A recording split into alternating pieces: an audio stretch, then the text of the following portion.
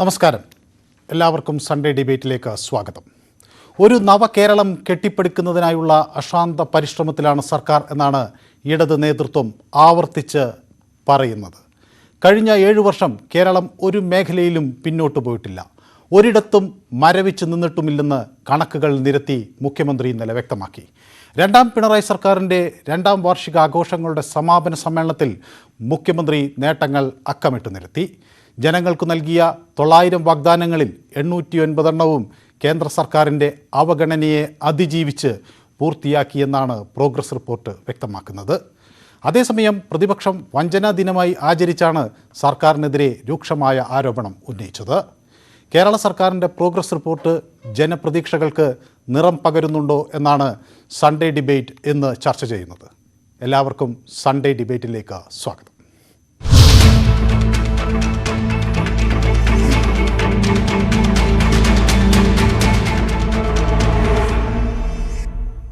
ഈ ചർച്ചയിൽ എന്നോടൊപ്പം ചേരുന്നു BJP നേതാവ് P. കൃഷ്ണദാസ് എറണാകുളത്തു നിന്ന്, M. ജയചന്ദ്രൻ ഇടത് നിരീക്ഷകൻ, ഒപ്പം KP നൗഷാദ് അലിയും ഞങ്ങളുടെ പ്രതിനിധി ഉമേഷ് ബാലകൃഷ്ണനും. ആദ്യം ഉമേഷ് ബാലകൃഷ്ണനിലേക്ക്. ഉമേഷ് ബാലകൃഷ്ണൻ, ഇന്നലെ വലിയ പ്രഖ്യാപനമാണ് സർക്കാർ നടത്തിയത്. 2ാം വർഷം ഒരു വലിയ വിജയത്തിലേക്ക് സർക്കാർ നീങ്ങുന്നു എന്നതിൻ്റെ സൂചനകളാണ് നൽകുന്നത്. ഒരു വികസിത രാഷ്ട്രമാകാൻ പോകുന്ന തരത്തിലേക്കാണ് കേരളത്തിൻ്റെ പുരോഗമനം എന്നാണ് മുഖ്യമന്ത്രി വിലയിരുത്തുന്നത്. എങ്ങനെ കാണാം മുഖ്യമന്ത്രിയുടെ ഈ അവകാശവാദങ്ങളെ?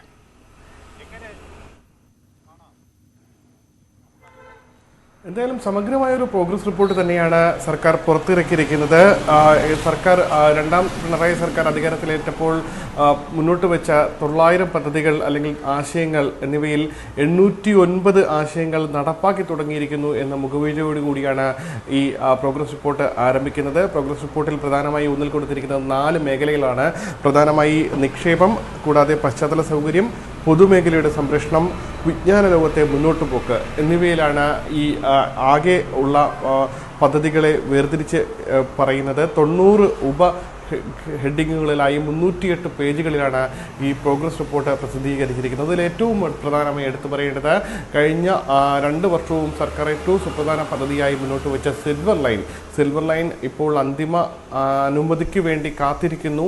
സിൽവർ ലൈൻ ഉപേക്ഷിച്ചിട്ടില്ല. സിൽവർ ലൈൻ നടപ്പാക്കുമെന്ന സൂചന നൽകുന്ന റെയിൽവേ വിഭാഗത്തിൻ്റെ, അതായത് പ്രോഗ്രസ് റിപ്പോർട്ടിൽ റെയിൽവേ വിഭാഗത്തിൻ്റെ വികസന നേട്ടങ്ങൾ പറയുന്ന ഭാഗത്ത് സിൽവർ ലൈൻ കൃത്യമായി പരാമർശിക്കുന്നു. ഈ പ്രോഗ്രസ് റിപ്പോർട്ട് പ്രകാരം സിൽവർ ലൈൻ ഇപ്പോൾ ടെൻഡർ ഡോക്യുമെൻ്റ് പൂർത്തിയാക്കി കഴിഞ്ഞു. കൂടാതെ ജിയോ ടെക്നിക്കൽ പഠനം, CRZ മാപ്പിംഗ്, ഹൈഡ്രോളജിക്കൽ പഠനം, സമഗ്ര പരിസ്ഥിതിയാഘാത പഠനം, കണ്ടൽ സംരക്ഷണ പഠനം എന്നിവ നടന്നുകൊണ്ടിരിക്കുന്നു. അന്തിമ അനുമതിക്കായി കാത്തിരിക്കുന്നു എന്നുള്ളതാണ് സിൽവർ ലൈനുമായി ബന്ധപ്പെട്ട് സർക്കാർ ഇപ്പോൾ അവകാശപ്പെടുന്നത്. ഇതുകൂടാതെ വ്യവസായ രംഗത്ത് നിരവധി നിക്ഷേപം, ഒരു വർഷത്തിൽ 1 ലക്ഷം നിക്ഷേപമായിരുന്നു സർക്കാർ പ്രതീക്ഷിച്ചതെങ്കിൽ 1,40,000, കൃത്യമായി കണക്ക് പറയുകയാണെങ്കിൽ 1,39,840 സംരംഭങ്ങൾ സംസ്ഥാനത്ത് ആരംഭിക്കാനായി എന്ന് ഈ പ്രോഗ്രസ് റിപ്പോർട്ട് അവകാശപ്പെടുന്നു. അതിലൂടെ മാത്രം 3 ലക്ഷം തൊഴിലവസരങ്ങൾ സൃഷ്ടിച്ചു എന്നും സർക്കാർ അവകാശപ്പെടുന്നുണ്ട്. കൂടാതെ കാലങ്ങളായുള്ള ഒരു ആവശ്യമാണ് ശബരി ഗ്രീൻഫീൽഡ് വിമാനത്താവളം. അതിൽ ഏറ്റവും സമഗ്രമായ റിപ്പോർട്ടിലേക്ക് കടന്നിരിക്കുന്നു. അതായത് ടെക്നോ എക്കണോമിക് വിസിബിലിറ്റി റിപ്പോർട്ട്, അതിന് അംഗീകാരം നൽകിയിരിക്കുന്നു. അതുകൊണ്ട് തന്നെ സൈറ്റ് ക്ലിയറൻസിനുള്ള ശുപാർശ കേന്ദ്രത്തിൽ നിന്ന് ലഭിച്ചു കഴിഞ്ഞു എന്നുള്ള റിപ്പോർട്ട് ഇതിൽ പറയുന്നുണ്ട്. ഇതുകൂടാതെ സംസ്ഥാന സർക്കാർ തൊഴിലവസരങ്ങൾ സൃഷ്ടിക്കുന്നതിലേറെ മുന്നോട്ട് പോയി എന്ന് അവകാശപ്പെടുന്നു. അത് നിക്ഷേപങ്ങളുടെ കാര്യങ്ങളാകട്ടെ, IT മേഖലയിലെ തൊഴിലവസരങ്ങളാകട്ടെ വലിയ രീതിയിൽ മുന്നോട്ട് പോകാൻ കഴിഞ്ഞു എന്ന് സർക്കാർ അവകാശപ്പെടുന്നുണ്ട്. 20 ലക്ഷം തൊഴിലവസരങ്ങൾ സൃഷ്ടിക്കുമെന്നായിരുന്നു സർക്കാർ അവകാശപ്പെട്ടിരുന്നത്. അതിൽ തന്നെ അതിനുവേണ്ടി വിദ്യാസമ്പന്നരായ 13 ലക്ഷത്തോളം പേർ രജിസ്റ്റർ ചെയ്തു. കഴിഞ്ഞ 2 വർഷത്തിനിടെ 34,609 പേർക്ക് IT മേഖലയിൽ മാത്രം ഈ IT സംരംഭകരുമായുള്ള കമ്പനികളുമായി നേരിട്ട് സർക്കാർ ഇടപെട്ടതിലൂടെ മാത്രം ജോലി വാങ്ങി നൽകിയെന്ന് ഈ പ്രോഗ്രസ് റിപ്പോർട്ട് അവകാശപ്പെടുന്നുണ്ട്. കൂടാതെ 48,100 തൊഴിലവസരങ്ങൾ. ഇത് കൂടാതെ സ്റ്റാർട്ടപ്പുകളിലൂടെ നടപ്പാക്കാൻ കഴിഞ്ഞു. അതിൽ തന്നെ 2 വർഷത്തിനിടെ നടപ്പാക്കിയത് 22,650 തൊഴിലവസരങ്ങളാണ്. ഇവ പൂർണ്ണമായി സ്റ്റാർട്ടപ്പിലൂടെയാണ് നടപ്പാക്കിയത്. അതുകൊണ്ട് തന്നെ സ്റ്റാർട്ടപ്പ് മേഖലയിൽ കൂടുതൽ നിക്ഷേപങ്ങൾ കൊണ്ടുവരാൻ വേണ്ടി കിഫ്ബിയുടെ കൂടി സഹായം തേടിയിട്ടുണ്ടെന്നും വികസന റിപ്പോർട്ട് അവകാശപ്പെടുന്നുണ്ട്. മടങ്ങി വരാം. വികസനം എന്നത് തൊഴിൽ അവസരങ്ങൾ ഉണ്ടാക്കുക എന്നതിൽ ഊന്നൽ നൽകിക്കൊണ്ടുള്ള വികസന പദ്ധതികൾക്കാണ് സർക്കാർ തുടക്കം കുറിച്ചത് എന്നാണ് പിണറായി വിജയൻ സർക്കാരിൻ്റെ പ്രോഗ്രസ് റിപ്പോർട്ട് വ്യക്തമാക്കുന്നത്. എന്നോടൊപ്പം ചേരുന്ന അതിഥി ശ്രീ പി കൃഷ്ണദാസ്. ശ്രീ പി കൃഷ്ണദാസ്, അങ്ങ് ഇത്രയും അവകാശവാദങ്ങൾ ഈ സർക്കാർ ഉന്നയിക്കുന്നു. 900 വാഗ്ദാനങ്ങൾ നൽകി അതിൽ 809 രണ്ടാം വർഷമാകുമ്പോഴേക്കും സർക്കാർ പൂർത്തീകരിച്ചിരിക്കുകയാണ്. അങ്ങ് എത്ര മാർക്ക് നൽകും ഈ സർക്കാരിന്? എന്താണ് നിഷ്പക്ഷമായി എങ്കിലും ഒരു വിലയിരുത്തൽ? ഈ സർക്കാരിന്റെ പ്രോഗ്രസ് റിപ്പോർട്ട് അവതരിപ്പിച്ചുകൊണ്ട് ബഹുമാനപ്പെട്ട മുഖ്യമന്ത്രി നടത്തിയിട്ടുള്ള പ്രഖ്യാപനവും അതോടൊപ്പം തന്നെ അതുമായി ബന്ധപ്പെട്ടുകൊണ്ട് നേരത്തെ നിങ്ങളുടെ പ്രതിനിധി സൂചിപ്പിച്ചതുപോലെ 308 പേജുള്ള ഒരു റിപ്പോർട്ടും പുറത്തിറക്കിയപ്പോൾ അതിൽ സ്വാഭാവികമായും അതിന്റെ പ്രധാനപ്പെട്ട പേജുകളിലൂടെയൊക്കെ ഒന്ന് കണ്ണോടിച്ചു പോയാൽ അതുമായി ബന്ധപ്പെട്ടുകൊണ്ടുള്ള സർക്കാരിന്റെ അവകാശവാദങ്ങൾ പൂർണ്ണമായും പൊള്ളയാണ് എന്നാണ് നമുക്ക് മനസ്സിലാകുന്നത്. അതിന്റെ ഒരു പ്രധാനപ്പെട്ട കാരണം സ്റ്റാർട്ടപ്പുകളുമായി ബന്ധപ്പെട്ടുകൊണ്ടുള്ള ഒരു പ്രധാനപ്പെട്ട വിഷയം. ആ സ്റ്റാർട്ടപ്പുകൾ സർക്കാർ പറയുന്നത് ആ തരത്തിലുള്ള IT സെക്ടറിലെ സ്റ്റാർട്ടപ്പുകൾ തുടങ്ങിയിട്ടുള്ളത് 20 ലക്ഷം ആളുകൾക്ക് തൊഴിൽ കൊടുക്കും എന്ന് പറഞ്ഞിട്ടുള്ളതിൽ 34,000 പേർക്ക് തൊഴിൽ കൊടുക്കാനുള്ള അവസരമുണ്ടായി എന്നുള്ളതാണ്. അതുപോലെ തന്നെ സ്റ്റാർട്ടപ്പിന്റെ കാര്യത്തിൽ 3200 സ്റ്റാർട്ടപ്പുകൾ തുടങ്ങാൻ വേണ്ടി കഴിഞ്ഞു എന്നുള്ളതാണ്.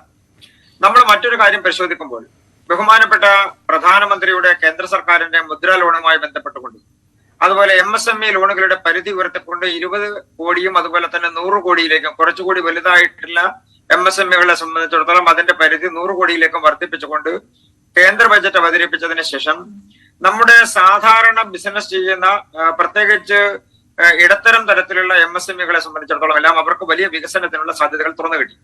അങ്ങനെയുള്ള അവസരങ്ങൾ ഉപയോഗപ്പെടുത്തിക്കൊണ്ട് സ്വയം തൊഴിൽ കണ്ടെത്തുന്ന സ്റ്റാർട്ടപ്പുകൾ തുടങ്ങിയിട്ടുള്ള ആളുകൾ സ്റ്റാർട്ടപ്പുകൾ തുടങ്ങാൻ വേണ്ടിയിട്ടുള്ള സാഹചര്യങ്ങൾ ഉണ്ടായി. ആ സാഹചര്യങ്ങൾ അവർ ഉപയോഗപ്പെടുത്തി. പക്ഷെ അതിനെ സംസ്ഥാന സർക്കാരിന്റെ ഒരു വലിയ നേട്ടമായി സർക്കാർ ഉയർത്തി കാണിക്കുന്നു. ഈ സംസ്ഥാനത്തുണ്ടാകുന്ന വികസനത്തെ ഒരു തരത്തിലും കുറച്ച് കാണാനോ ഏതെങ്കിലും തരത്തിൽ അതിനെ എഴുത്തി കാണിക്കാനോ ഞാൻ ആഗ്രഹിക്കുന്നില്ല. നമ്മുടെ സംസ്ഥാനവും മറ്റ് സംസ്ഥാനങ്ങളെ പോലെ തന്നെ വലിയ വികസനത്തിന്റെ പാതയിലേക്ക് പോകണം എന്നാഗ്രഹിക്കുന്നവരാണ് എല്ലാവരും. ആ തരത്തിലുള്ള അവസരങ്ങളും ഉണ്ടാകണം, അതിലൊരു തെറ്റും ഇല്ല. പക്ഷെ സർക്കാർ അതിനെ കാണുന്നത് അത് സർക്കാരിൻ്റെതായിട്ടുള്ള ഒരു വലിയ പദ്ധതിയുടെ വിജയം എന്നുള്ള നിലക്കാണ്.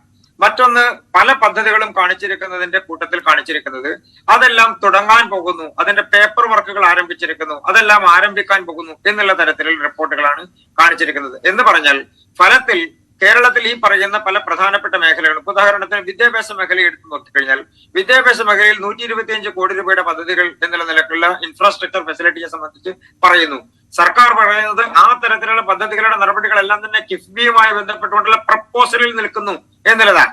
അതോടൊപ്പം തന്നെ എഡ്യൂക്കേഷൻ രംഗത്ത് തന്നെ മറ്റൊരു വിപ്ലവമായി പറയുന്നത് 100 ലക്ഷം സ്ക്വയർ ഫീറ്റുമായി ബന്ധപ്പെട്ടുകൊണ്ടുള്ള സ്കൂളുകളുടെ വികസനത്തിന് വേണ്ടി ശ്രമിക്കുന്നു എന്നതാണ്. 130 സ്കൂളുകളിൽ അടിസ്ഥാന വികസനം കൊണ്ടുപോകുന്നതെന്നാണ് പിന്നീട് ആ റിപ്പോർട്ടിൽ പറയുന്നത്. പക്ഷെ നാം മനസ്സിലാക്കുന്നത് അതിന്റെ പൂർണ്ണമായിട്ടുള്ള അർത്ഥത്തിലേക്ക് അത് എത്താൻ വേണ്ടി കഴിഞ്ഞിട്ടില്ല. മറ്റൊന്ന്, ഹെൽത്ത് വിഭാഗവുമായി ബന്ധപ്പെട്ടുകൊണ്ട് 886 PHCകൾ അപ്ഗ്രേഡ് ചെയ്യാൻ വേണ്ടി കഴിഞ്ഞു. PHCകളുമായി ബന്ധപ്പെട്ടുകൊണ്ടുള്ള വികസനത്തിന്റെ പ്രധാനപ്പെട്ട ഫണ്ട് വഹിക്കുന്നതിന്റെ ഒരു ഘടകം എന്ന് പറയുന്നത് കേന്ദ്ര ഗവൺമെന്റുമായി ബന്ധപ്പെട്ടുകൊണ്ടുള്ള ഗ്രാമീണ ഹെൽത്ത് മിഷനുമായി ബന്ധപ്പെട്ടുകൊണ്ട് NHRവുമായി ബന്ധപ്പെട്ടുകൊണ്ടുള്ള വികസനത്തിന്റെ ഭാഗമായിട്ടുള്ളതാണ്. പക്ഷെ അതിനർത്ഥം കേരളത്തിൽ അത് ഉണ്ടാകുന്നില്ല എന്നുള്ളതല്ല, അത് നടക്കുന്നുണ്ട്. പക്ഷെ അതിനെയെല്ലാം ഈ സർക്കാരിന്റെ വികസനത്തിന്റെ ഒരു ഭാഗമായി ഉയർത്തിക്കാട്ടാൻ വേണ്ടി കാണിക്കുന്നു എന്നുള്ളതാണ് ഒരു പ്രധാനപ്പെട്ട വശം. മറ്റൊന്ന്, ഇൻഫ്രാസ്ട്രക്ചർ മേഖലയിൽ സർക്കാർ പൂർണ്ണമായും പിന്തുണക്കാൻ വേണ്ടി ആഗ്രഹിക്കുന്നത് കിഫ്ബിയുടെ പദ്ധതികളെയാണ്. ആ കിഫ്ബിയുടെ പദ്ധതികൾ ഏത് വഴിയിൽ എത്തി നിൽക്കുന്നു എന്നുള്ളത് എല്ലാവർക്കും അറിയാം. അതുപോലെ തന്നെ ലൈഫ് മിഷനുമായി ബന്ധപ്പെട്ടുകൊണ്ടുള്ള വികസന പദ്ധതികളെ സംബന്ധിച്ച് ആ ലൈഫ് മിഷൻ വികസന പദ്ധതി എന്ന് പറയുന്നത് അല്ലെങ്കിൽ കുടുംബ നിർമ്മാണവുമായി ബന്ധപ്പെട്ടുകൊണ്ടുള്ള പദ്ധതി എന്ന് പറയുന്നത് കേന്ദ്ര സർക്കാരുമായി ബന്ധപ്പെട്ടുകൊണ്ട് അതിന്റെ പെർസെന്റേജ് കൊടുത്ത് ത്രിതല പഞ്ചായത്ത് സംവിധാനത്തിലെ ഫണ്ട് കൂടി ഉപയോഗപ്പെടുത്തിക്കൊണ്ടെല്ലാം നടക്കുന്ന ഒരു വികസന പദ്ധതിയാണ്. അതിൽ 50% പോലും സംസ്ഥാന സർക്കാരിന്റെ ഫണ്ട് ഭരണകൂടത്തിനകത്തില്ല. പക്ഷെ എങ്കിൽ പോലും ആ പദ്ധതികൾ തുടങ്ങിയിരിക്കുന്നു. പക്ഷെ കേരളത്തിൽ ഏറ്റവും കൂടുതൽ വിവാദമായിട്ടുള്ളതും ഏറ്റവും കൂടുതൽ അഴിമതിക്ക് പാത്രമായിട്ടുള്ളതുമായിട്ടുള്ള ഒരു മേഖല എന്ന് പറയുന്നത് ഈ കിഫ്ബി പദ്ധതിയുമായി ബന്ധപ്പെട്ടുകൊണ്ടുണ്ടായിട്ടുള്ള വികസന പദ്ധതികളും ഒപ്പം തന്നെ ലൈഫ് മിഷനുമായി ബന്ധപ്പെട്ടുകൊണ്ടുണ്ടായിട്ടുള്ള വീട് നിർമ്മാണവുമാണ്. എത്രയോ കേസുകൾ അതുമായി ബന്ധപ്പെട്ടുകൊണ്ട് രജിസ്റ്റർ ചെയ്യപ്പെട്ടിരിക്കുന്നു. ഈ സർക്കാർ, കേരളത്തിലെ സർക്കാർ സ്വാഭാവികമായും അതിന്റെ പ്രോഗ്രസ് റിപ്പോർട്ടല്ല അവതരിപ്പിച്ചിരിക്കുന്നത്, അതിന്റെ ഒരു പ്രവർത്തന റിപ്പോർട്ട് മാത്രമാണ്. ആ പ്രവർത്തന റിപ്പോർട്ടിലെ പല മേഖലകളും കാണുന്നത് ഒന്നുകിൽ ബ്ലാങ്ക് ആണ്, അതല്ലെങ്കിൽ ആരംഭിക്കാൻ പോകുന്നു, അല്ലെങ്കിൽ ഞങ്ങൾ അതിന്റെ പ്രോസസ്സിലേക്ക് പോയിക്കൊണ്ടിരിക്കുന്നു എന്നുള്ളത് മാത്രമാണ്. ഞാൻ അങ്ങയിലേക്ക് മടങ്ങി വരാം. അങ്ങ് ഇത് വിശദമായി പ്രതിപാദിച്ച സാഹചര്യത്തിൽ ഞാൻ അങ്ങനെ സമയം തരാം. ഇഷ്ടംപോലെ സമയം നമ്മുടെ കയ്യിലുണ്ട്. ഞാനിത് ഒരു ആമുഖം എന്ന നിലയിൽ ഒരു അവസരം ശ്രീ എം ജയചന്ദ്രന് കൂടി കൊടുക്കേണ്ടതുണ്ട്. ശ്രീ എം ജയചന്ദ്രൻ, ശ്രീ കൃഷ്ണദാസ് ചൂണ്ടിക്കാണിച്ചത് കാണുന്നില്ലേ? പൊള്ളയായ വാഗ്ദാനം, പൊള്ളയായ പ്രവർത്തന റിപ്പോർട്ട്, ഇതിൽ ഒന്നും ഇല്ല. കേന്ദ്ര സർക്കാർ നൽകിയിട്ടുള്ള പദ്ധതികൾ മാത്രമാണ് കേരളത്തിൽ നടപ്പിലായിട്ടുള്ളത്. പ്രധാനമായും പ്രത്യേകിച്ച് ആരോഗ്യമേഖലയിൽ, അതുപോലെ സ്റ്റാർട്ടപ്പുകളിൽ, നൈപുണ്യ വികസനത്തിൽ ഒക്കെ കേന്ദ്ര സർക്കാർ പ്രഖ്യാപിച്ച പദ്ധതികൾ കേരളത്തിൽ നടപ്പായി. അതിനപ്പുറത്തേക്കൊന്നും അവകാശപ്പെടാൻ സംസ്ഥാന സർക്കാരിന് ഇല്ല എന്നാണ് BJPയുടെ അവകാശവാദം. എങ്ങനെ കാണുന്നു ഈ ആരോപണത്തെ? ഇതിനപ്പുറത്തേക്ക് സംസ്ഥാനത്തിന് കൂടുതലൊന്നും ചെയ്യാൻ കഴിഞ്ഞില്ലേ ഇടത് സർക്കാരിന്? വാസ്തവത്തിൽ അഡ്വക്കേറ്റ് ശ്രീ കൃഷ്ണദാസ് പറഞ്ഞ അഭിപ്രായ പ്രകടനങ്ങൾ അടിസ്ഥാനപ്പെടുത്തി മാത്രം പറയുകയാണെങ്കിൽ വലിയൊരു കോംപ്ലിമെന്റ് ആണ് സർക്കാരിന് ലഭിച്ചിരിക്കുന്നത് എന്നുള്ളത് നിസ്സംശയം പറയാം. എന്താ കാരണം? സാധാരണഗതിയിൽ ഈ സർക്കാർ യാതൊന്നും ചെയ്തിട്ടില്ല, അഴിമതിയിൽ മുങ്ങിക്കുളിച്ചു നിൽക്കുകയാണ്, ജനവിരുദ്ധമായ സമീപനങ്ങളാണ് ഉടനീളം ഈ 2 വർഷവും കാണിച്ചത് എന്നൊക്കെയാണല്ലോ പ്രതിപക്ഷത്തിന്റെ സ്ഥിരം വാചകങ്ങൾ പറയുന്നത്. അങ്ങനെയാണ് UDFും BJP നേതൃത്വവും പറഞ്ഞു പോന്നിരുന്നത്. പക്ഷേ പദ്ധതികൾ എടുത്തു വെച്ചാണല്ലോ ഗവൺമെന്റ് എന്താണ് ചെയ്തിട്ടുള്ളത്, എന്താണ് ചെയ്തുകൊണ്ടിരിക്കുന്നത്, ഇനി ചെയ്യാൻ പോകുന്നത് എന്താണ് എന്നത് വിശദീകരിക്കുന്നത്. ആ വിശദീകരണത്തിൽ അദ്ദേഹം ആകെ കൂടി തൃപ്തനാണ് കേൾക്കുമ്പോൾ. പക്ഷെ ഒറ്റ പ്രൊവൈഡഡ് ഒരു പ്രശ്നമേ ഉള്ളൂ. ആ പ്രശ്നം എന്താണ്? സംസ്ഥാനത്തിന്റെ തനത് സംഭാവനയല്ല ഈ പറയുന്ന നേട്ടങ്ങളൊന്നും. ഇതെല്ലാം കേന്ദ്ര ഗവൺമെന്റിനെ ആശ്രയിച്ചും ആസ്പദമാക്കിയും നിൽക്കുന്ന വികസനങ്ങളാണ് എന്നുള്ളതാണ് അഡ്വക്കേറ്റ് ശ്രീ കൃഷ്ണദാസിന്റെ വാദം. അതവിടെ നിൽക്കട്ടെ. അദ്ദേഹം അത്രയെങ്കിലും പറയാൻ തയ്യാറായി എന്നുള്ളതിൽ ഞാൻ അദ്ദേഹത്തെ അഭിനന്ദിക്കുകയാണ് ചെയ്യുന്നത്. വാസ്തവത്തിൽ എന്താണ് പ്രശ്നം? അത് മുഖ്യമന്ത്രി ഇന്നലെ തന്നെ പറഞ്ഞിരുന്നു. ഓരോരോ പ്രശ്നങ്ങൾ ഉയർന്നു വരുമ്പോൾ ആ പ്രശ്നങ്ങളെ അതാത് സമയത്ത് അഡ്രസ് ചെയ്യുന്ന രീതി ഒരു അഡ്ഹോക് അഡ്മിനിസ്ട്രേറ്റീവ് സിസ്റ്റമാണ്. ആ ഒരു അഡ്ഹോക് അഡ്മിനിസ്ട്രേറ്റീവ് സിസ്റ്റം എന്നുള്ളത് പൊളിച്ചെഴുതുകയാണ് കഴിഞ്ഞ 7 വർഷമായി LDF ഗവൺമെന്റ് ചെയ്യുന്നത്. അതിനു പകരം ഈ കോംപ്രഹെൻസീവ് ആൻഡ് സസ്റ്റൈനബിൾ ഡെവലപ്മെന്റ്, സമഗ്രവും സുസ്ഥിരവുമായ വികസനം, അതാണ് LDF ഗവൺമെന്റ് കഴിഞ്ഞ 7 വർഷമായി ചെയ്യുന്നതെന്ന് ഇന്നലെ മുഖ്യമന്ത്രി അസന്നിഗ്ധമായി പറഞ്ഞുവല്ലോ. അതിന്റെ ഗോൾസ് എന്തൊക്കെയാണ്? അത് നേരത്തെ തന്നെ നിശ്ചയിച്ചിട്ടാണ് മുമ്പോട്ട് പോകുന്നത്. അതിന്റെ അകത്ത് എല്ലാം പൂർണ്ണമായി എന്നോ എല്ലാം പൂർത്തീകരിച്ചു എന്നുള്ള നിലയിലേ അല്ല അദ്ദേഹം പറയുന്നത്. അതാണ് ശ്രദ്ധിക്കേണ്ടത്. നമുക്ക് ഇനിയും ഒരുപാട് കാര്യങ്ങൾ ചെയ്യാനുണ്ട്. പ്രതീക്ഷിച്ച പല കാര്യങ്ങളും ചെയ്തു തുടങ്ങിയിട്ടുമുണ്ട്. ഇതാണ് സംഭവിച്ചുകൊണ്ടിരിക്കുന്നത് കേരളത്തിൽ. അത് ഇതുവരെ ഇല്ലാത്ത ഒരു വികസന സംസ്കാരമാണ്. ഗ്രോത്ത്, ഡെവലപ്മെന്റ്, വെൽഫെയർ, ഈ 3 കാര്യങ്ങൾ ചേർത്ത് നിർത്തിയാണ് കേരളത്തിൽ LDF വികസനം മുമ്പോട്ട് കൊണ്ടുപോകുന്നത് എന്ന് മുഖ്യമന്ത്രി പറഞ്ഞു. അത് വിശദീകരിക്കുകയും ചെയ്തു. പ്രോഗ്രസ് റിപ്പോർട്ട് ആദ്യം തന്നെ ഉമേഷ് വിശദീകരിക്കുകയും ചെയ്തല്ലോ. അത്രയും കാര്യങ്ങൾ നമ്മുടെ മുമ്പിലുണ്ട്. ഇതെല്ലാം ഈ 2 വർഷം കൊണ്ട് തീർത്ത് കളയാം എന്നുള്ള നിലയിലേക്ക് ആരെങ്കിലും ചർച്ച ചെയ്യുമോ? ഇല്ലല്ലോ, അങ്ങനെ കാണുകയുമില്ലല്ലോ. പക്ഷെ കേരളം മുമ്പോട്ട് തന്നെയാണ്, പുറകോട്ടല്ല. ഇത് 2 രൂപ പെട്രോൾ സെസ് കൊണ്ട് കേരളം മൊത്തം മുടിഞ്ഞുപോയി, ജനങ്ങൾ മൊത്തം ദരിദ്രരായി എന്ന് സമീകരിക്കുന്ന രീതിയിലുള്ള തർക്കമല്ല പ്രശ്നം. അതിപ്പോ പറയുന്നില്ലല്ലോ. ഇപ്പൊ പറയുന്നത് മറ്റേ അഴിമതിയല്ലേ? ഏത് അഴിമതിയാണ്? AI ക്യാമറ അഴിമതി. മറ്റേത് പെട്ടെന്ന് മാഞ്ഞുപോയി. ഏത്? ഈ പെട്രോൾ സെസ്, ഡീസൽ സെസ് ഒക്കെ. അത് അത്തരത്തിൽ പ്രതിപക്ഷം കാണുന്നത് അഡ്ഹോക് സമരങ്ങളാണ്. അവർക്കതേ പറ്റൂ, അവർക്കതേ ശീലിക്കാൻ, അതിനപ്പുറത്തേക്ക് വരാൻ കഴിയുന്നില്ല. ശീലിച്ചതേ പാലിക്കാൻ കഴിയൂ എന്നുള്ള നിലയിലാണ് പ്രതിപക്ഷം അതിനെ. ഞാൻ പറയുന്ന ഔദ്യോഗിക പ്രതിപക്ഷം, നിയമസഭയിലുള്ള പ്രാതിനിധ്യമാണ് ഔദ്യോഗിക പ്രതിപക്ഷം എന്ന് പറയുന്നത്. UDFന്റെ കാര്യമാണ് ഞാൻ പറയുന്നത്. BJP കുറെ കൂടെ കാര്യങ്ങളെ ശ്രദ്ധയോടെ അഡ്ജസ്റ്റ് ചെയ്യാൻ തയ്യാറാവുന്നുണ്ട് എന്നുള്ളതിന്റെ ഒരു സൂചനയെങ്കിലും ഇദ്ദേഹത്തിന്റെ ശ്രീ കൃഷ്ണദാസ് പറഞ്ഞപ്പോൾ അതിൽ വരുന്നുണ്ട്. ഏതായാലും കേരളം മുമ്പോട്ടല്ലെന്നും ജനങ്ങൾ നരകിക്കുകയല്ല എന്നും, കേരളത്തിന് മുമ്പോട്ടാണെന്നും നരകിക്കുകയല്ല എന്നും അത് അതുകൊണ്ട് തന്നെ കേരളത്തെ പുറകോട്ടടിക്കുന്നു എന്നുള്ള പതിവ് പ്രതിപക്ഷ പല്ലവികളിൽ നിന്ന് മാറാനുള്ള ഒരു നില, ഒരു രീതി പ്രതിപക്ഷത്തിന് അനുവർത്തിക്കേണ്ടി വരുന്നു എന്നുള്ളതാണ് ഈ 2ാം വർഷം മെയ് 20 കഴിയുമ്പോൾ അല്ലെങ്കിൽ മെയ് 20 ബന്ധപ്പെടുത്തി നമ്മൾ ചർച്ച ചെയ്യുമ്പോൾ പ്രധാനമായിട്ട് മുമ്പോട്ട് നിൽക്കുന്ന കാര്യം. ഇതുകൊണ്ട് തന്നെ ഞാൻ ആവർത്തിക്കട്ടെ, കാര്യങ്ങളെല്ലാം പൂർത്തീകരിച്ചുവെന്നോ ഇനിയൊന്നും ചെയ്യാനില്ല എന്നുള്ള നിലയിലോ അല്ല ഈ കാര്യങ്ങളൊന്നും നമ്മൾ ചർച്ച ചെയ്യുന്നത്. കാര്യങ്ങൾ ചെയ്യാനുണ്ട്. സസ്റ്റൈനബിൾ ഗ്രോത്ത് എന്ന് പറയുമ്പോൾ തന്നെ അറിയാമല്ലോ, അത് നിശ്ചിതമായി ഇപ്പൊ 2ാം വർഷം തീർക്കാനുള്ളതല്ല. കേരളത്തിന്റെ മുമ്പോട്ടുള്ള 25 വർഷം എന്ന് മുഖ്യമന്ത്രി തന്നെ പറഞ്ഞിട്ടുണ്ടല്ലോ.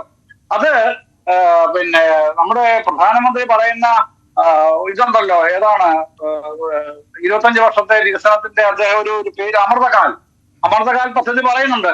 അപ്പൊ അത് യൂണിയൻ ഗവൺമെന്റിന് അത്തരത്തിലുള്ള പദ്ധതികൾ അവരുടെ വിഭവത്തിന്റെ അകത്ത് നിന്നുകൊണ്ട് ചെയ്യാൻ കഴിയും. നമുക്ക് വിഭവ പരിമിതിയാണ് കേരളം ഏറ്റവും ഉജ്ജ്വലമായി നേരിടുന്ന കനത്ത പ്രതിസന്ധി എന്ന് പറയുന്നത്. ആ കനത്ത പ്രതിസന്ധിക്ക് അകത്ത് നിന്നുകൊണ്ടും ഇത്തരത്തിലുള്ള കോംപ്രിഹെൻസീവ് ആൻഡ് സസ്റ്റൈനബിൾ ഗ്രോത്ത് അത് സാധിക്കാൻ ഉള്ള ലക്ഷ്യങ്ങൾ, ആ ഗോൾസ് ഒരു പരിധിവരെ നേടിയെടുക്കാൻ കഴിഞ്ഞു എന്ന് തന്നെയാണ് 2ാം വർഷം അടിവരയിടുന്ന പ്രധാനപ്പെട്ട സംഗതികൾ. യെസ്, ഞാൻ അങ്ങയിലേക്ക് മടങ്ങി വരാം. ഒരു മിനിറ്റ് നമുക്ക് ശ്രീ കൃഷ്ണദാസിലേക്ക് ഒന്നുകൂടി മടങ്ങി ചെല്ലാം. ശ്രീ കൃഷ്ണദാസ്, അതാണ് കാര്യം. പ്രോഗ്രസീവായ ഒരു സർക്കാർ സസ്റ്റൈനബിളായ ഗ്രോത്ത് എൻഷുർ ചെയ്യുന്നു എന്നാണ് ശ്രീ എം ജയചന്ദ്രൻ വ്യക്തമാക്കുന്നത്. കേന്ദ്ര സർക്കാരിൻ്റെ പദ്ധതികളുണ്ടാകാം, അവർക്കതിനുള്ള വിഭവങ്ങളുമുണ്ട്, അത് ഇവിടെ നടപ്പിലാക്കുന്നുണ്ട്. പക്ഷേ ഒപ്പം തന്നെ കുറെ കൂടി മുന്നോട്ട് പോകാൻ 25 വർഷത്തിനപ്പുറത്തേക്കുള്ളൊരു കാഴ്ചപ്പാടുമായി ഈ സർക്കാർ നീങ്ങുന്നു എന്നതാണ്. അങ്ങനെ ഒരു 25 വർഷത്തിനപ്പുറത്തേക്കുള്ളൊരു കാഴ്ചപ്പാടിലേക്ക് നീങ്ങുന്ന ഒരു സർക്കാരാണ് നമ്മുടേത് എന്ന് നിങ്ങൾ അംഗീകരിക്കുന്നുണ്ടോ? സ്വാഭാവികമായും കേന്ദ്ര ഗവൺമെന്റ് മുന്നിലേക്ക് വെച്ചിട്ടുള്ളത് നമ്മുടെ രാജ്യത്തെ ഒരു 25-30 വർഷക്കാലത്തെ സമഗ്രമായിട്ടുള്ള വികസനത്തിന്റെ ഒരു തോത് വർദ്ധിപ്പിക്കണം. അതായത് 5 ട്രില്യൺ എന്ന് പറയുന്ന ഒരു ഇക്കോണമിയിലേക്ക് ഇന്ത്യ എത്തണം. ലോകത്തിലെ ഏറ്റവും വലിയ സാമ്പത്തിക ശക്തിയായി ഇന്ത്യ മാറണമെന്ന് പറയുമ്പോൾ അതിന്റെ ഭാഗം തന്നെയാണ് കേരളവും അതിന്റെ ഭാഗമായി അനുസൃതമായിട്ടുള്ള വികസനത്തിന്റെ ഭാഗമായി മാറണം. നമ്മുടെ ഇവിടുത്തെ ഒരു പ്രധാനപ്പെട്ട പ്രശ്നം, കേന്ദ്ര ഗവൺമെന്റ് കൊണ്ടുവരുന്ന പദ്ധതികളെ എല്ലാം തന്നെ മറ്റൊരു പേരിൽ കേരളത്തിൻ്റെതായിട്ട് അവതരിപ്പിക്കുക, എന്നിട്ട് അതിനുശേഷം അതെല്ലാം കേരള പദ്ധതികളാണ് എന്ന് പറയുക എന്നുള്ള ഒരു സ്ഥിരം ശൈലി കേരള ഗവൺമെന്റ് സ്വീകരിച്ചിരിക്കുന്നു. അതിൽ ആ ഒരു രാഷ്ട്രീയം അവർ പ്രവർത്തികമാക്കാൻ വേണ്ടി ശ്രമിക്കുന്നു എന്നുള്ളതാണ് ഒരു വശം.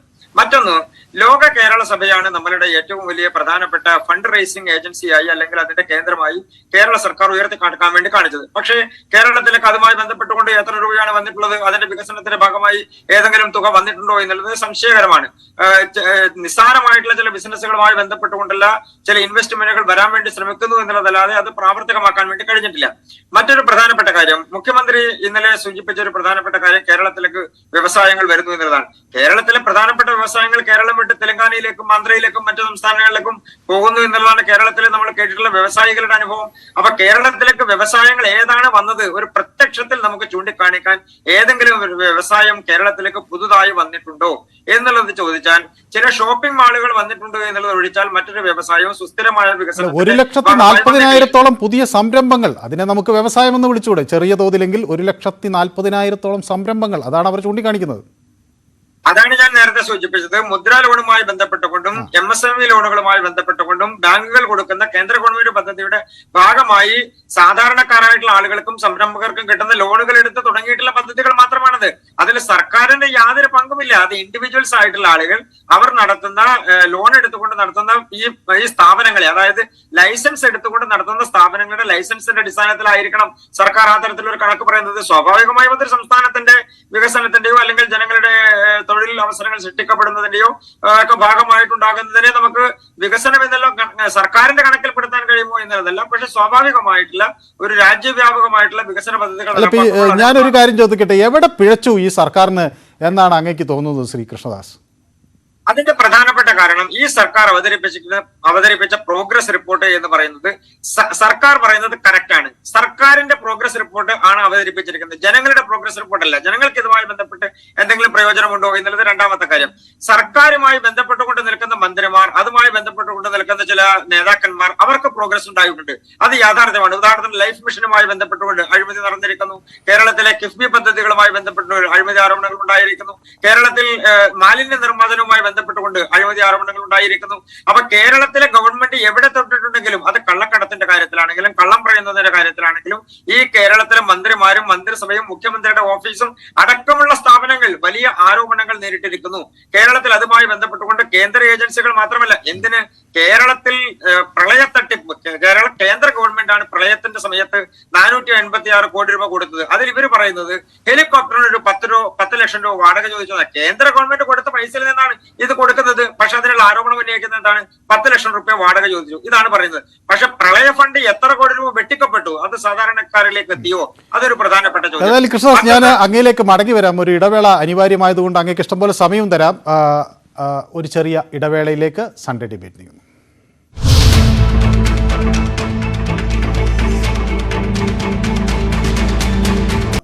ശ്രീ എം ജയചന്ദ്രൻ, ശ്രീ കൃഷ്ണദാസ് ഉന്നയിച്ച ആരോപണങ്ങൾ ഒരുപക്ഷെ അങ്ങ് കേട്ടിരിക്കാം. അത് കൃഷ്ണദാസ് ഉന്നയിക്കുന്നത് മാത്രമല്ല, കഴിഞ്ഞ കുറേ കാലങ്ങളായി സർക്കാരിനെതിരെ ശക്തമായ അഴിമതി ആരോപണങ്ങൾ ഒരു വശത്ത് വരികയാണ്.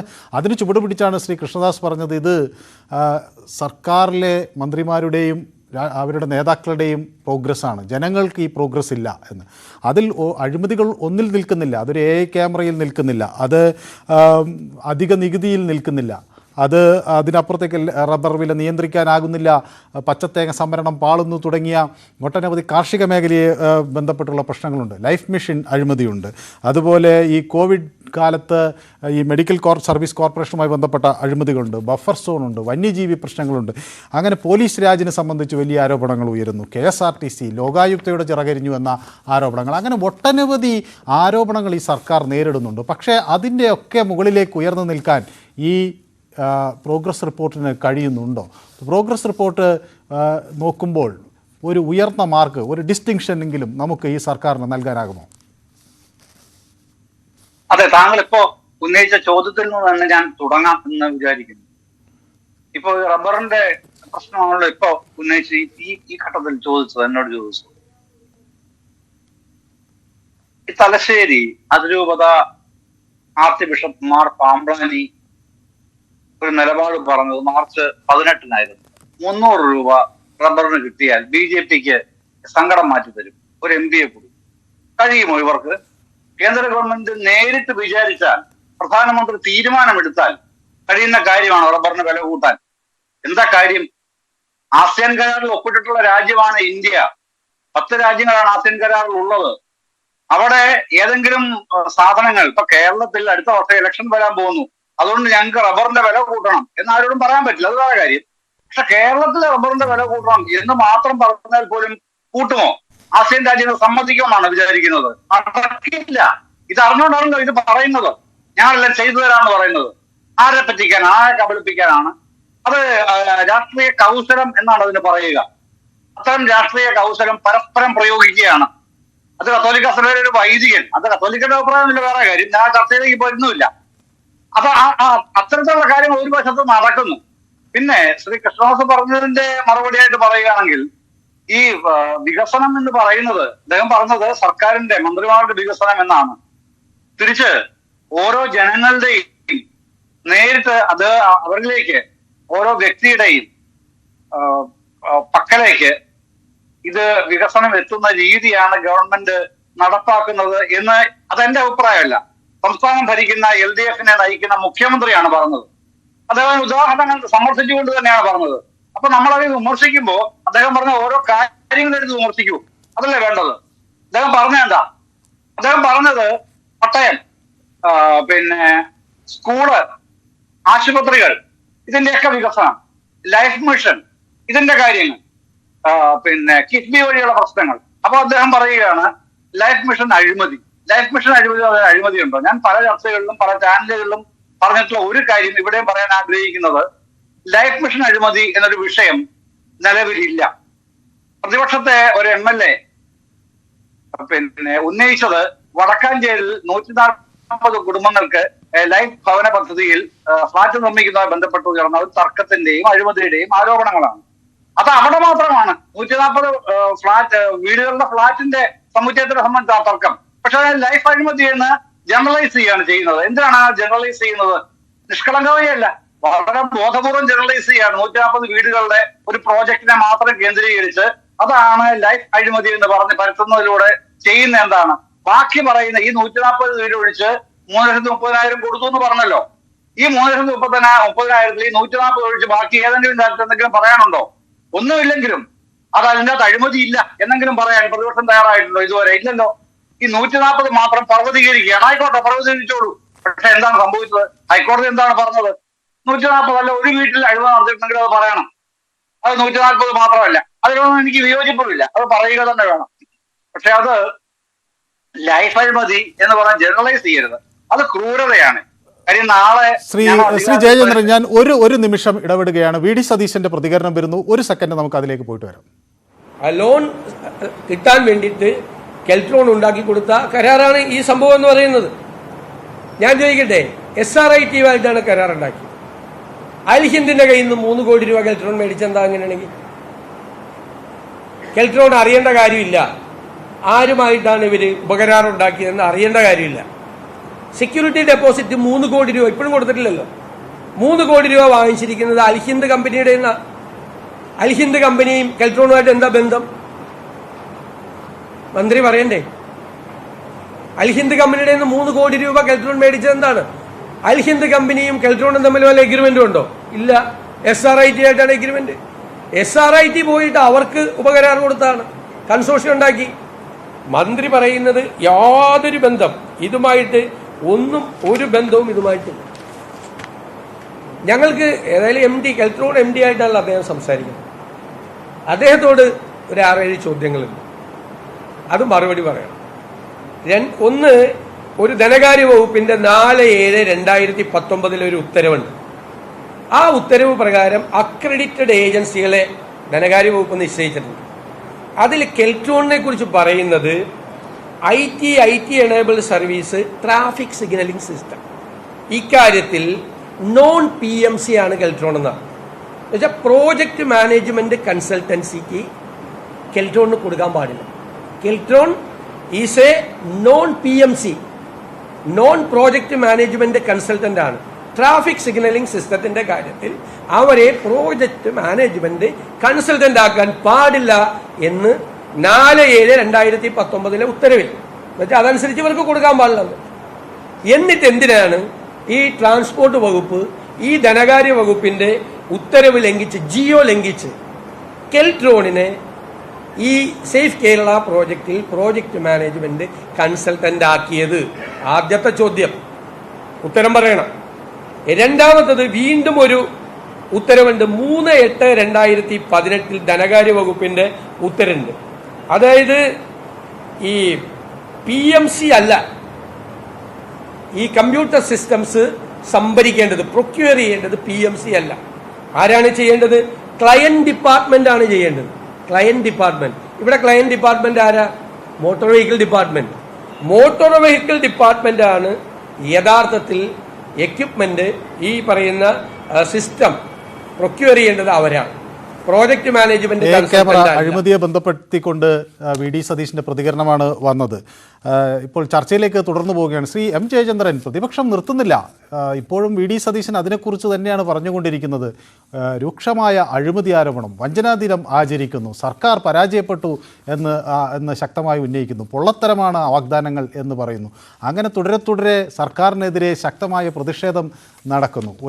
ഒരു ഉത്സാഹം കൂടി അവർക്ക് കിട്ടിയത് ഒരു പക്ഷേ കർണാടക തെരഞ്ഞെടുപ്പുമായി ബന്ധപ്പെട്ടായിരിക്കാം. ഇന്നലെ വലിയ പ്രതിഷേധം സെക്രട്ടേറിയറ്റിൽ അരങ്ങേറി. അപ്പോൾ സർക്കാരിനെ പൂർണ്ണമായി ജനങ്ങൾ അംഗീകരിച്ചു എന്ന് പറയാനാകുമോ ഈ റിപ്പോർട്ട് നോക്കി നമുക്ക്?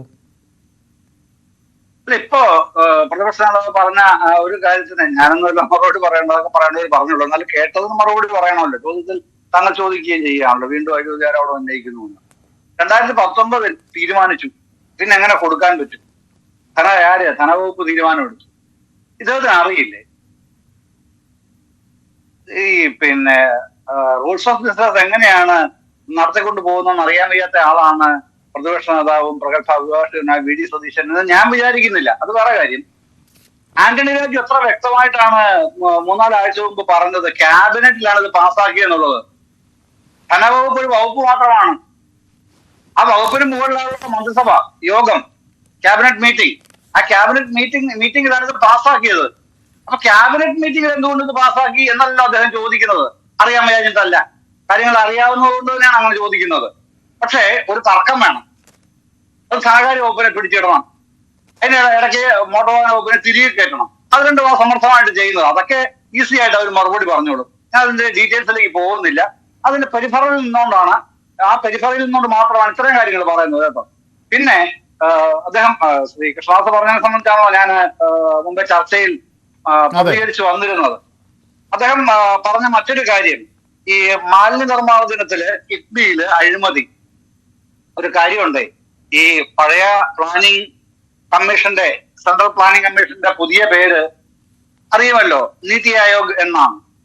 നീതി ആയോഗിന്റെ കഴിഞ്ഞ വർഷത്തെ ഒരു റിപ്പോർട്ട്, അത് ഡൽഹിയിലെ സുനിതാനാരായണന്റെ CSE ആയിട്ട് ചേർന്ന് നടത്തിയ ഒരു പഠന റിപ്പോർട്ടാണ്.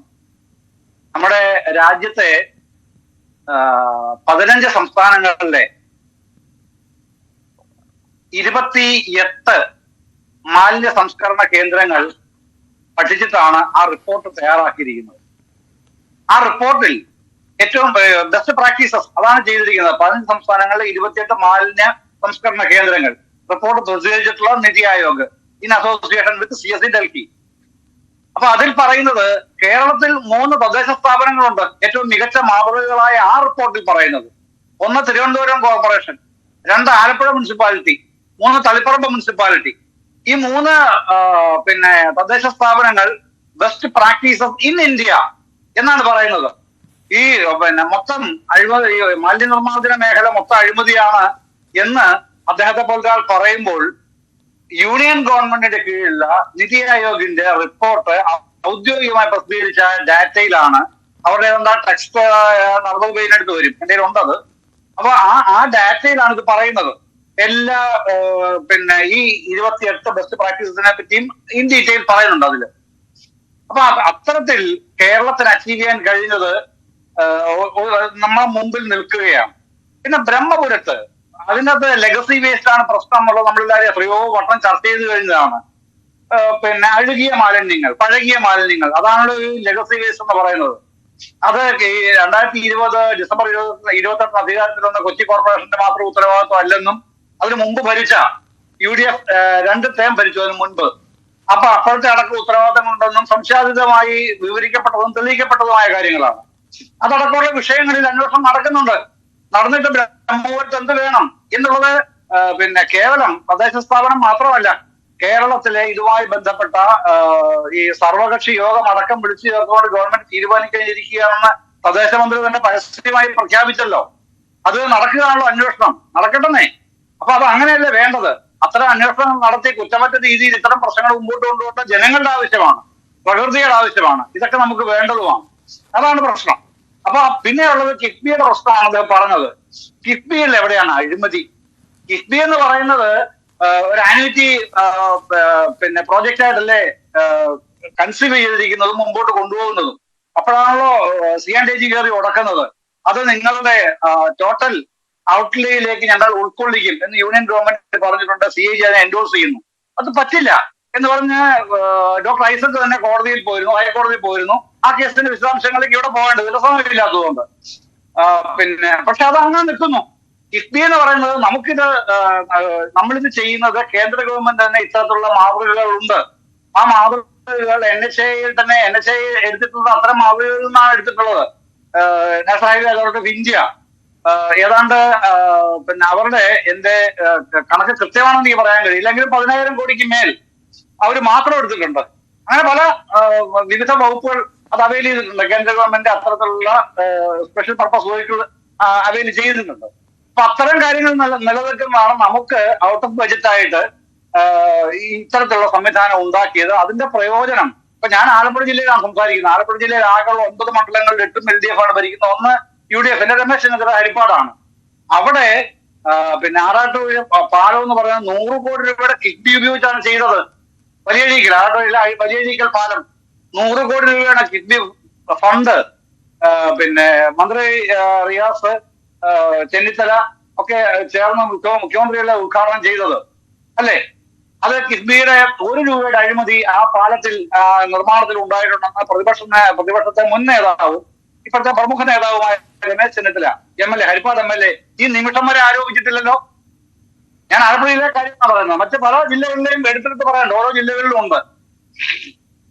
അതങ്ങനെ നിൽക്കുകയാണ്. പിന്നെ എവിടെയാണ് അഴിമതി ആരോപിക്കുന്നത്? ഇത് അത്തരത്തിലുള്ള ദുരാരോപണങ്ങൾ ഞാൻ അങ്ങിലേക്ക് മടങ്ങി വരാം. ഒരു ചെറിയ ഇടവേള അനിവാര്യമാകുന്ന ഒരു സാഹചര്യത്തിലാണ്. രണ്ടുപേർക്കും കൂടുതൽ സമയമുണ്ട്.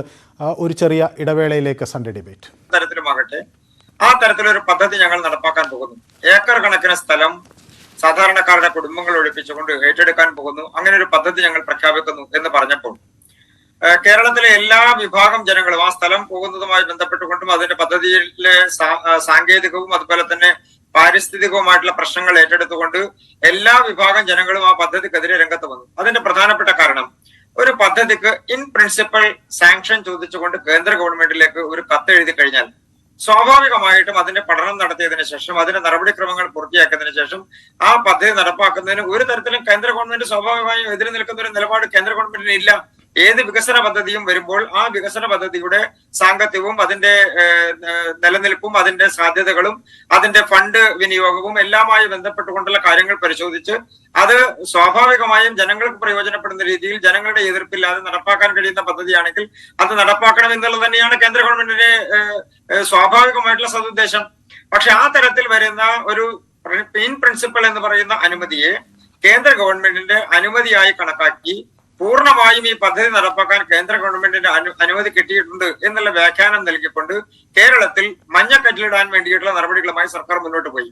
അങ്ങനെ സാധാരണക്കാരുടെ വീടുകളിലേക്ക് മഞ്ഞക്കുറ്റി ഇട്ടുകൊണ്ടുള്ള നടപടികളുമായി പോയപ്പോൾ ആളുകൾ എതിർത്തു. കാരണം ആ പദ്ധതിക്ക് ഫണ്ട് ക്യാപിറ്റൽ സ്വരൂപിക്കുന്നതുമായി ബന്ധപ്പെട്ടുകൊണ്ടുള്ള നടപടികൾ പൂർത്തിയായിട്ടില്ല. അതിനു വേണ്ടിയിട്ടുള്ള നടപടികൾ ഒരു തരത്തിലും സർക്കാരിന് വിശദീകരിക്കാൻ വേണ്ടി കഴിഞ്ഞിട്ടില്ല. ഈ തരത്തിലുള്ള നിരവധി നിഗൂഢതകൾ നിറഞ്ഞിട്ടുള്ള ഒരു പദ്ധതിയായി നിലനിൽക്കുന്നു. മറ്റൊന്ന്, ആ പദ്ധതിയെ സംബന്ധിച്ച് വന്നിട്ടൊരു പ്രധാനപ്പെട്ട ആക്ഷേപം, അത് ഇടതുപക്ഷ ഗവൺമെന്റിനെ സംബന്ധിച്ചിടത്തോളം അവരുടെ ഫണ്ട് സ്വരൂപിക്കാൻ വേണ്ടിയിട്ടുള്ള ഒരു പ്രധാനപ്പെട്ട പദ്ധതിയാണ്. എന്ന് പറഞ്ഞാൽ അഴിമതി കൊത്തി നടക്കാൻ വേണ്ടിയിട്ടുള്ള ഒരു പദ്ധതിയാണ്. അതിനു മുന്നിൽ ജനങ്ങൾ കാണുന്ന പ്രധാനപ്പെട്ട പല വിഷയങ്ങളുമുണ്ട്. നേരത്തെ ശ്രീ എം ജയചന്ദ്രൻ സൂചിപ്പിച്ചതുപോലെ സോണ്ട കമ്പനിയുമായി ബന്ധപ്പെട്ടുകൊണ്ടുള്ള അഴിമതി ആരോപണങ്ങൾ വന്നിരിക്കുന്നു. ക്യാമറയുമായി ബന്ധപ്പെട്ടുകൊണ്ടുള്ള അഴിമതി ആരോപണങ്ങൾ വന്നിരിക്കുന്നു. കേരളത്തിൽ സ്വർണ്ണക്കള്ളക്കടത്തുമായി ബന്ധപ്പെട്ടുകൊണ്ടുള്ള ആരോപണങ്ങൾ വന്നിരിക്കുന്നു. കേരളത്തിലെ യൂണിവേഴ്സിറ്റികളുമായി ബന്ധപ്പെട്ടുകൊണ്ട് നിരന്തരമായി ഗവർണറുമായി ഭരണഘടനാപരമായിട്ടുള്ള പ്രശ്നങ്ങളിൽ തർക്കങ്ങൾ നടന്നുകൊണ്ടിരിക്കുന്നു. സർവകലാശാലകളുമായി ബന്ധപ്പെട്ടുകൊണ്ടുള്ള അഴിമതികളും അതുപോലെ തന്നെ സ്വജനപക്ഷപാതവും നടന്നുകൊണ്ടിരിക്കുന്നു. യൂണിവേഴ്സിറ്റികളിൽ വലിയ അട്ടിമറികൾ തന്നെ നടക്കുന്ന രീതിയിലേക്ക് ഈ സർക്കാരിന്റെ നേതൃത്വത്തിൽ കാര്യങ്ങൾ നടന്നുകൊണ്ടിരിക്കുന്നു. ഈ തരത്തിൽ സകല മേഖലകളിലും കള്ളത്തരങ്ങൾ പ്രചരിപ്പിക്കുന്ന അല്ലെങ്കിൽ ലാഭം കൊയ്യാൻ വേണ്ടിയിട്ടുള്ള നിലപാടുകൾ സ്വീകരിക്കുന്ന ഒരു സർക്കാരായി സർക്കാർ മാറിയിരിക്കുന്നു എന്ന് ജനങ്ങൾ വിശ്വസിക്കുന്നു. അതിന്റെ അടിസ്ഥാനത്തിൽ സിൽവർ ലൈൻ പദ്ധതിയെ അവർ സാധാരണക്കാരായിട്ടുള്ള ആളുകൾ എതിർത്തു, സമരം നടന്നു. BJP അടക്കമുള്ള പ്രസ്ഥാനങ്ങൾ ഈ തരത്തിൽ ജനങ്ങളെ ബുദ്ധിമുട്ടിച്ചുകൊണ്ടൊരു പദ്ധതി കൊണ്ടുവരുന്നത് ശരിയല്ല എന്നുള്ള നിലപാടുകൾ സ്വീകരിച്ചു. ഇതിലൊരു പ്രധാനപ്പെട്ട വിഷയം അങ്ങ് നേരത്തെ സൂചിപ്പിച്ചതുപോലെ വന്ദേ ഭാരത് പോലെയുള്ള ഒരു പദ്ധതി വരുന്ന സമയത്ത് സ്വാഭാവികമായും നമ്മുടെ രാജ്യത്തെ റെയിൽവേ ഗതാഗതവുമായി ബന്ധപ്പെട്ടുള്ള സൗകര്യങ്ങൾ വർദ്ധിക്കുക, അതിന്റെ ഫെസിലിറ്റീസ് വർദ്ധിക്കുക. അങ്ങനെ സൗകര്യങ്ങൾ വർദ്ധിപ്പിച്ചുകൊണ്ട് സമയം കുറച്ചുകൊണ്ട് പ്രത്യേകിച്ച് മെട്രോ റെയിൽ പദ്ധതികളെല്ലാം കേന്ദ്ര ഗവൺമെന്റിന്റെ അനുമതിയോടും ഫണ്ടിങ്ങോടും കൂടി എല്ലാ സംസ്ഥാനങ്ങളും നടപ്പാക്കിക്കൊണ്ടിരിക്കുന്നുണ്ട്. അപ്പൊ കേരളത്തിൽ സിൽവർ ലൈൻ പദ്ധതി എന്ന് പറയുന്നത് മറ്റൊരു റെയിൽവേ ലൈനായി വരുമ്പോൾ ഉണ്ടാകുന്ന ഫൈനാൻഷ്യൽ ഇൻവോൾവ്മെന്റ്, ആ ഫൈനാൻഷ്യൽ ഇൻവോൾവ്മെന്റ് താങ്ങാൻ കേരളം പോലെയുള്ള ഒരു സംസ്ഥാനത്തിന് കഴിയുമോ എന്നുള്ളൊരു പ്രശ്നമുണ്ട്. അതിനൊരു പ്രധാനപ്പെട്ട കാരണം കേരളത്തിലെ ഏറ്റവും പ്രധാനപ്പെട്ട KSRTC പൊതുഗതാഗതത്തിന്റെ കേരള ഗവൺമെന്റിന്റെ തനതായിട്ടുള്ള ഒരു വകുപ്പാണല്ലോ KSRTC. ആ KSRTCയുടെ അവസ്ഥ ഇന്ന് എന്താണ്? ആ KSRTCയെ പോലും ഒരു 300-400 കോടി രൂപ മുടക്കിക്കൊണ്ട് അത് പുനരുജ്ജീവിപ്പിച്ചുകൊണ്ട് ആളുകൾക്ക് പെൻഷൻ കൊടുക്കാനും ആളുകൾക്ക് അതിലെ ജീവനക്കാർക്ക് ശമ്പളം കൊടുക്കാനും കഴിയാൻ പ്രാപ്തിയില്ലാത്ത, അത് നേരെ ചൊവ്വേ നോക്കി നടക്കാൻ കഴിയാത്ത ഒരു ഗവൺമെന്റിന്റെ അഡ്മിനിസ്ട്രേഷൻ വിഭാഗം അവർ പറയുകയാണ്, ഭാവിയിൽ ഞങ്ങൾ 1 ലക്ഷത്തിലധികം കോടി രൂപ ചെലവാക്കിക്കൊണ്ടൊരു സിൽവർ ലൈൻ പദ്ധതി കൊണ്ടുവരും. കേരളത്തിൽ അങ്ങനെ വിശ്വാസയോഗ്യമായി ലാഭകരമായി തൃപ്തികരമായി നടത്തിക്കൊണ്ടുപോകാൻ കഴിയുന്ന ഒരു പദ്ധതി കേരള ഗവൺമെന്റ് നടത്തുന്നുണ്ടോ? ഇല്ല. അതാണ് യാഥാർത്ഥ്യം. അങ്ങനെ സ്വാഭാവികമായിട്ടുള്ള ഒരു സംശയങ്ങൾ ജനങ്ങൾ ഉന്നയിക്കുന്നു. ഈ സാഹചര്യത്തിൽ എനിക്ക് BJP എന്നുള്ള നിലയ്ക്ക് എനിക്ക് സൂചിപ്പിക്കാനുള്ളത്, ഇതിനെ സിൽവർ ലൈൻ എന്നുള്ള പേരിട്ട് വിളിച്ചാലും കേരയിൽ എന്നുള്ള പേരിട്ട് വിളിച്ചാലും എന്ത് പേരിട്ട് വിളിച്ചാലും നിലവിലെ സാഹചര്യത്തിൽ കേന്ദ്ര ഗവൺമെന്റ് എടുത്തിട്ടുള്ള ഒരു നിലപാട് റെയിൽവേ വികസനവുമായി ബന്ധപ്പെട്ടുകൊണ്ട് ഈ കേരളത്തിലെ റെയിൽവേയുടെ വികസനം വളവുകൾ നിവർത്തിക്കൊണ്ട് ലൈനുകൾ അപ്ഗ്രേഡ് ചെയ്തുകൊണ്ട് വന്ദേ ഭാരത് എക്സ്പ്രസ് പോലെയുള്ള ഹൈസ്പീഡ് ട്രെയിനുകൾ ഓടിക്കാൻ കഴിയുന്ന തരത്തിലേക്ക് കേരളത്തിലെ റെയിൽവേ വികസനത്തിന്റെ അതുപോലെ തന്നെ ഫെസിലിറ്റീസ് കേരളത്തിലെ തിരുവനന്തപുരം, എറണാകുളം, കോഴിക്കോട് തുടങ്ങി പ്രധാനപ്പെട്ട റെയിൽവേ സ്റ്റേഷനുകൾ ഉൾപ്പെടെയുള്ള സ്ഥലങ്ങൾ ഹൈടെക് ആക്കാൻ വേണ്ടിയിട്ടുള്ള നടപടികൾ സ്വീകരിച്ചുകൊണ്ടിരിക്കുന്നു. റെയിൽവേ ലൈനുകളുടെ വളവുകൾ നിവർത്താൻ വേണ്ടിയിട്ടുള്ള നടപടികൾ സ്വീകരിച്ചുകൊണ്ടിരിക്കുന്നു. അപ്പൊ ചെറിയ തോതിൽ ഫണ്ട് വിനിയോഗിച്ചുകൊണ്ട് ക്യാപിറ്റൽ ഉപയോഗം നടത്തിക്കൊണ്ട് റെയിൽവേയെ പുനരുജ്ജീവിപ്പിക്കാൻ വേണ്ടിയിട്ടുള്ള നടപടികൾ കേരളത്തിൽ നടത്തിക്കൊണ്ടിരിക്കുന്നു. അതൊരു ഭാഗത്ത്. മറുഭാഗത്ത് ഡബിളിംഗ് നടത്താൻ വേണ്ടിയിട്ടുള്ള ലൈനുകൾ, അതുപോലെ തന്നെ അതേ പാതയ്ക്ക് സമാനമായി 3 വരി പാതയോ ഇനി അതല്ല 4 വരി പാതയോ കൊണ്ടുവന്നുകൊണ്ട് പുതുതായിട്ടുള്ള റെയിൽവേ അപ്ഗ്രഡേഷന്റെ ഭാഗമായിട്ടുള്ള സംവിധാനങ്ങൾ കൊണ്ടുവന്നുകൊണ്ട് കേരളത്തിന്റെ റെയിൽ ഗതാഗത സംവിധാനത്തിൽ കൂടുതൽ കാര്യക്ഷമമായിട്ടുള്ള കേന്ദ്ര റെയിൽവേ ബോർഡുമായി ബന്ധപ്പെട്ടുകൊണ്ട് കേന്ദ്ര ഗവൺമെന്റുമായി ചേർന്ന് നിന്നുകൊണ്ട് മുന്നോട്ട് പോകാൻ കഴിയുന്ന ഒരു പദ്ധതി ആവിഷ്കരിക്കുന്നതിന് പകരം കേരള ഗവൺമെന്റ് തനതായിട്ടുള്ള ഒരു പദ്ധതി കൊണ്ടുവരുന്നു. ആരും അതിനെതിരല്ല എന്ന് പറഞ്ഞാൽ അതിന് തത്വത്തിൽ ആ തരത്തിലുള്ള ഒരു പദ്ധതി കൊണ്ടുവരുന്നതിന് ആരും എതിരായിട്ട് നിലപാട് സ്വീകരിക്കുന്നില്ല. പക്ഷെ അതേസമയം ഞാൻ ഒന്ന് ശ്രീ എം ജയചന്ദ്രനിലേക്കും പോയിട്ട് അങ്ങിലേക്ക് മടങ്ങി വരാം. ശ്രീ എം ജയചന്ദ്രൻ, ഇനി കഴിയുമോ സർക്കാരിന്? ഒരു ഘട്ടത്തിൽ നമ്മളിത് കണ്ടതാണ്, ഈ കല്ല് പിഴുതെടുക്കുന്നതും അത് കടലിലെറിയുന്നതും കുളത്തിലെറിയുന്നതും വലിയ പ്രതിഷേധം നടത്തുന്നതുമൊക്കെയായി. ഇനി ഈ പ്രോഗ്രസ് റിപ്പോർട്ടിൽ പറഞ്ഞതുപോലെ സിൽവർ ലൈൻ പ്രായോഗികമാണോ? 60,000 കോടി രൂപയാണ് ഇതിന് വേണ്ട മൂലധനം. അപ്പോൾ ശ്രീ കൃഷ്ണദാസ് ചൂണ്ടിക്കാണിക്കുന്നത് 300 കോടി രൂപ ചെലവഴിച്ച് KSRTC നന്നാക്കാൻ കഴിയാത്തവർക്ക് ഇതിൽ പറയുന്നതനുസരിച്ച് 60,000 കോടി രൂപ കണ്ടെത്തി ഇങ്ങനെ ഒരു മാറ്റത്തിന് സാധിക്കുമോ? അതോ ചെറിയ തരത്തിലുള്ള ഇൻവെസ്റ്റ്മെൻറ്റുകൾ കൊണ്ട് വളവ് നികർത്തിയും പാത ഡബ്ലിങ്ങിലൂടെയും വന്ദേ ഭാരത് പോലുള്ള കുറെ കൂടെ വേഗതയേറിയ ട്രെയിനുകൾ കൊണ്ടും പരിഹരിക്കാവുന്ന ഒരു പ്രശ്നത്തെയാണ് നമ്മൾ ഇത്ര അതിസങ്കീർണമാക്കുന്നത്? അതെ, ഇപ്പോ ശ്രീ കൃഷ്ണദാസ് ഇപ്പൊ പറഞ്ഞല്ലോ ഈ സിൽവർ ലൈനെ സംബന്ധിച്ച് അദ്ദേഹത്തിന്റെ വിമർശനങ്ങൾ BJP എന്നുള്ള അങ്ങനെയാണ് പറയുകയും ചെയ്തു. കഴിഞ്ഞ വർഷം, ഒരു വർഷം മുമ്പ് കേരളത്തിൽ ഈ കേരയിൽ വിരുദ്ധ സമരസമിതി, അതിനൊപ്പം അവരുടെ ഈ പ്രതിഷ്ഠാനക്കൊപ്പം ചേർന്ന് കേരളത്തിലെ മുഴുവൻ മാധ്യമങ്ങളും ചോദിച്ച മുഴുവൻ മാധ്യമങ്ങൾ 99.99% മാധ്യമങ്ങളും ഉന്നയിച്ച ഒരു ചോദ്യം, ഇലക്ട്രോണിക് ആൻഡ് പ്രിന്റ് മീഡിയയും സോഷ്യൽ മീഡിയയും മുഴുവൻ ചോദിച്ച വലിയൊരു ചോദ്യം, ആർക്കാണ് ഇത്ര വേഗത്തിൽ പോകേണ്ടത്? ഇതായിരുന്നു ആ വലിയ ചോദ്യം. മാധ്യമങ്ങൾ ചോദിച്ച ചോദ്യമാണ് ഞാൻ പറയുന്നത്. ഇത്ര വേഗത്തിൽ ആർക്കാണ്, എങ്ങോട്ടാണ് പോകേണ്ടതെന്നുള്ള വലിയ ചോദ്യം ചോദിച്ചു. അതേ മാധ്യമങ്ങൾ ഇന്ന് വന്ദേ ഭാരതിനെ പ്രകീർത്തിക്കുകയും ചെയ്യുന്നു. ഇത്രയും വേഗതയിൽ വന്ദേ ഭാരത് എന്തിനു ഓടുന്നു എന്നൊരു ചോദ്യം ആദ്യം ചോദിക്കുന്നില്ല. കാരണം ചോദിക്കണം എന്നല്ല ഞാൻ പറയുന്നത്, അങ്ങനെ ചോദിക്കാനും പാടില്ലാത്തതാണ്. പക്ഷെ ആ ചോദ്യം കഴിഞ്ഞവണ ചോദിച്ചത് ഇത്തവണ ആ ചോദ്യം ഉയർന്ന് കേട്ടില്ല. ഒന്ന്. രണ്ടാമത്, സദേൺ റെയിൽവേയുടെ ചീഫ് എഞ്ചിനീയർ പറഞ്ഞൊരു കാര്യം നമ്മുടെ മുമ്പ് ഇങ്ങനെ നിൽക്കുക എപ്പോഴും. എന്താണത്? അദ്ദേഹം പറയുന്നു, കേരളത്തിൽ സാധാരണ വന്ദേ ഭാരതിന്റെ സ്പീഡ് 160 കിലോമീറ്റർ ആണ്. പക്ഷെ കേരളത്തിൽ അതിന്റെ സ്പീഡ് 75 കിലോമീറ്റർ മാത്രമാണ്. കാരണം നമ്മുടെ റെയിൽപാളങ്ങളിൽ ഉടനീളം ഒട്ടേറെ വളവ് തിരിവുകളുണ്ട്. അത് നിവർത്താതെ ഇതിന്റെ സ്പീഡ് വർദ്ധിപ്പിക്കാൻ കഴിയില്ല. ഇനി എന്നാ ഇത് വർദ്ധിപ്പിക്കുക? അടുത്ത ചോദ്യം. അതിന്റെ മറുപടി അദ്ദേഹം പറയുന്നത്, 8 കൊല്ലം കൊണ്ട് സംസ്ഥാന സർക്കാർ ഈ വളവ് നിവർത്തി തരികയാണെങ്കിൽ, ശ്രദ്ധിക്കേണ്ടതാണ്, 7-8 കൊല്ലം കൊണ്ട് സംസ്ഥാന സർക്കാർ ഈ വളവ് നിവർത്തി തരികയാണെന്നുണ്ടെങ്കിൽ അപ്പൊ സ്പീഡ് കൂട്ടുന്ന കാര്യം റെയിൽവേ ആലോചിക്കും. അങ്ങനെയുണ്ട്. വന്ദേ ഭാരതിന്റെ അവസ്ഥയെക്കുറിച്ചാണ് ഈ പറയുന്നത്. അതിന്റെ മറ്റൊരു കാര്യങ്ങളിലേക്ക് ഞാൻ പോകുന്നില്ല. ആ ഏറ്റവും നല്ല കോച്ചാണ്, അത്തരം കാര്യങ്ങളൊക്കെ അവിടെ നിൽക്കട്ടെ, നല്ല പദ്ധതിയുമാണ്. അത് ആ കാര്യത്തിന്റെ വിശദാംശങ്ങളിലേക്ക് പോകുന്നില്ല. ചീഫിനൊക്കെ പറഞ്ഞ കാര്യം മാത്രമേ ഞാൻ പറയുന്നുള്ളൂ. ഇതൊരു ഈ വന്ദേ ഭാരത് അവിടെ നിൽക്കുമ്പോൾ അതൊരു ട്രെയിൻ മാത്രമാണ്. ആ ഒരു ട്രെയിനിനെ കേരളത്തിന്റെ ഒരു പദ്ധതിക്കെതിരായി നിർത്തുകയാണ് ഇപ്പോഴടക്കം. അഡ്വക്കേറ്റ് ശ്രീ കൃഷ്ണദാസ് അടക്കം ഈ കേരയിൽ എന്ന പദ്ധതിക്കെതിരായി നിർത്തുന്നത് ഒരു ട്രെയിനിനെയാണ്. കേരളത്തിന്റെ ഭരിക്കുന്ന ഭരണമുന്നണിയുടെ LDF-ന്റെ ഡ്രീം പ്രോജക്റ്റായിട്ട് അവതരിപ്പിച്ചതാണ് കേരയിൽ പ്രോജക്റ്റ്. അത് അവരിപ്പോഴും ഉപേക്ഷിച്ചിട്ടില്ല. അത് താങ്കളും മുമ്പേ പറഞ്ഞുവല്ലോ, അതിന്റെ ഡീറ്റെയിൽസ് എന്താക്കിയാണ് പറഞ്ഞിരിക്കുന്നതെന്നും പറഞ്ഞുവല്ലോ. അപ്പൊ അത് ആ ഒരു പ്രോജക്റ്റിനെതിരായിട്ട് നിർത്തുന്ന ഒരേ ഒരു ട്രെയിനിനെ മാത്രമാണ്. അതാണ് ഈ ഇവിടെ കാണുന്ന ഒരു കാര്യം. ഇനി അടുത്ത ഘട്ടം ഈ കേരളയിൽ ഉപേക്ഷിച്ചില്ല എന്ന് ഗവൺമെന്റ് പറഞ്ഞല്ലോ, മുഖ്യമന്ത്രിയും പറഞ്ഞല്ലോ. ഇല്ല, ഉപേക്ഷിക്കേണ്ട കാര്യവുമില്ല. ഏത് പദ്ധതി കൊടുത്താലും യൂണിയൻ ഗവൺമെന്റ് അംഗീകരിക്കൊന്നുമില്ല. ചരിത്രം എത്രയോ ഇപ്പോഴും നമ്മുടെ മുമ്പിലുണ്ടല്ലോ. നമ്മുടെ എത്രയോ കാലങ്ങളായിട്ടുള്ള ആവശ്യമാണ് എയിംസിന്റെ ഒരു സെന്റർ. എല്ലാ വർഷവും ഗവൺമെന്റ് പറയാറില്ലേ, യൂണിയൻ ഗവൺമെന്റ് എന്തെങ്കിലും UPA അംഗീകരിച്ചിട്ടുണ്ടോ, NDA അംഗീകരിച്ചിട്ടുണ്ടോ? ഇല്ലല്ലോ, ഇപ്പോഴും അംഗീകരിച്ചിട്ടില്ലല്ലോ. ഏതായാലും ഇത് വലിയ ആർജവത്തോടു കൂടി തന്നെ സർക്കാർ ഇത് നടപ്പിലാക്കുമെന്നാണ് അങ്ങ് വ്യക്തമാക്കുന്നത്. നമ്മുടെ സമയം ഏതാണ്ട് അവസാനിച്ചു. കേരള സർക്കാരിൻ്റെ പ്രോഗ്രസ് റിപ്പോർട്ട് ജനപ്രതീക്ഷകൾക്ക് നിറം പകരുന്നുണ്ടോ എന്നാണ് സൺഡേ ഡിബേറ്റ് ഇന്ന് ചർച്ച